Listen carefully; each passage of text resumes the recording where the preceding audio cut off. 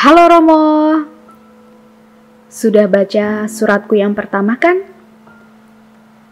Bolehkah aku kembali menuangkan rasa dan cerita selanjutnya? Karena masih ada sebagian cerita yang belum aku kisahkan pada Romo. Aku mulai ya ceritanya, Romo. Semenjak kepergiannya ke seminari,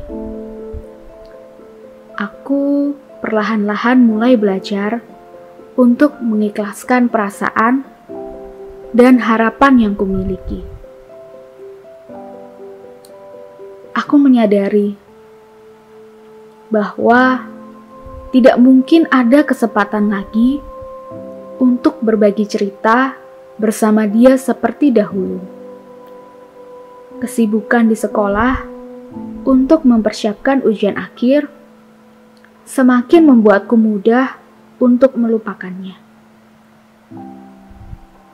Meskipun begitu, ada sisa-sisa rasa yang tetap membuatku mengingatnya. Kini, aku tinggal di Surabaya, Romo, melanjutkan pendidikan di salah satu perguruan tinggi negeri.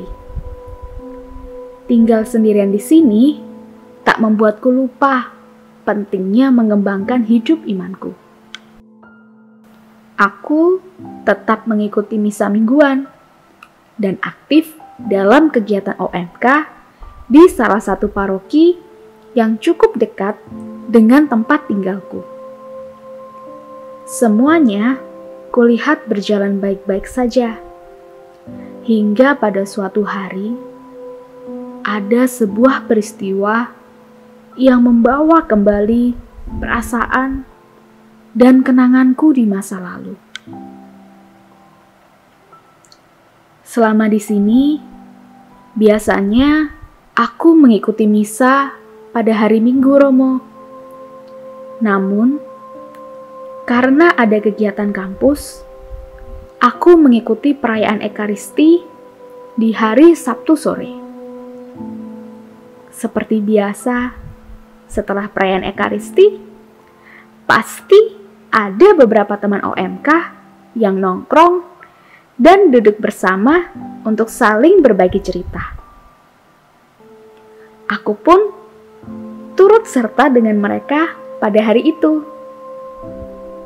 Pada saat kami sedang asyik berbincang-bincang, datanglah ketua OMK kami dengan seorang yang berjubah putih. Semakin mendekat, aku semakin tidak asing dengan sosok itu.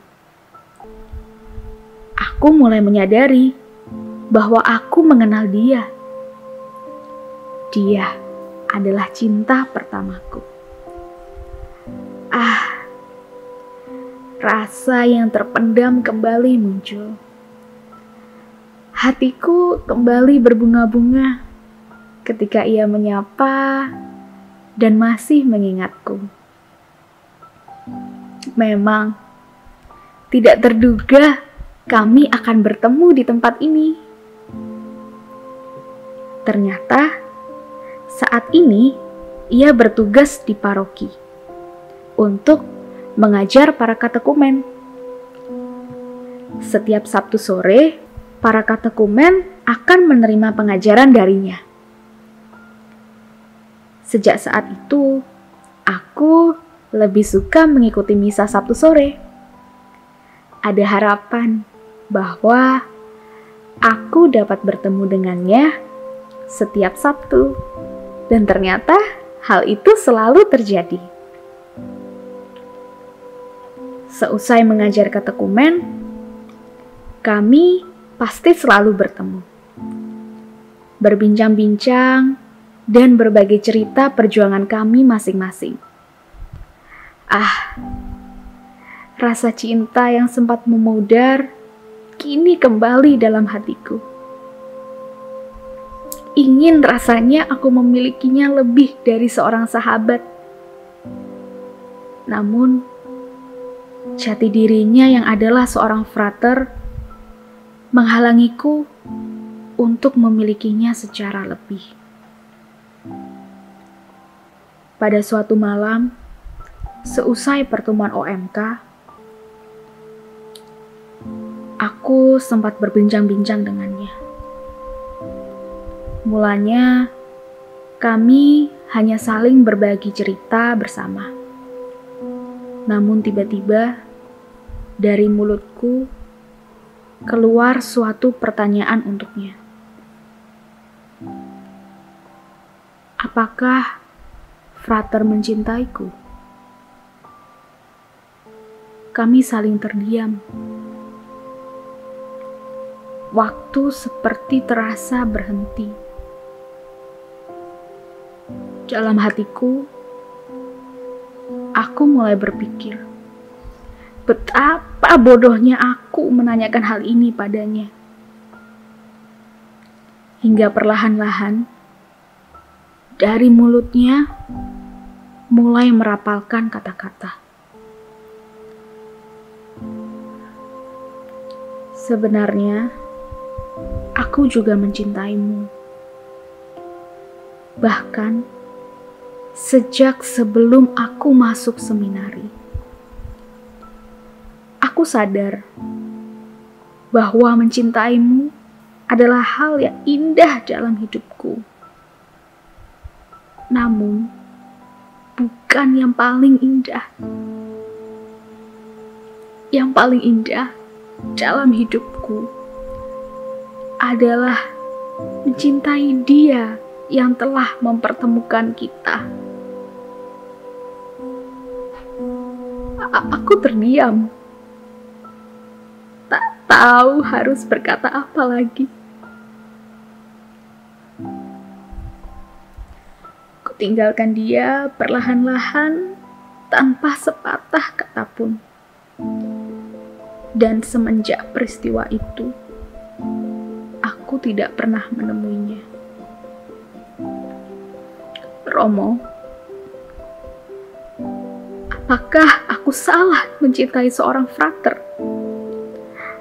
Apakah aku berdosa menaruh hati pada orang yang dipilih Allah untuk menjadi gembala umatnya? Aku sadar aku mencintainya, dan aku sadar bahwa aku tak mungkin memilikinya.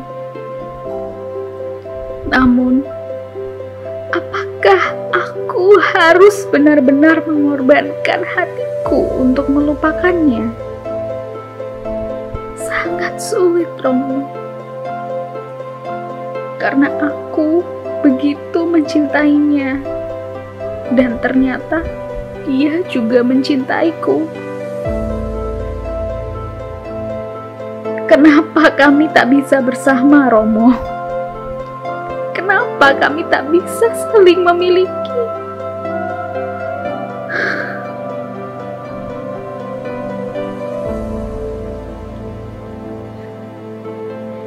Baiklah, Romo. Jika memang aku harus mengorbankan hati dan perasaanku untuk dirinya, aku akan berusaha, Romo. Semoga aku dapat melakukannya. Mohon doanya ya, Romo. Kukira cukup dulu ya, Romo, suratku. Jika ada waktu, aku akan kirim surat lagi. Untuk saat ini, aku merasa lega bisa membagikan bebanku pada Romo. Terima kasih, Romo. Tuhan memberkati.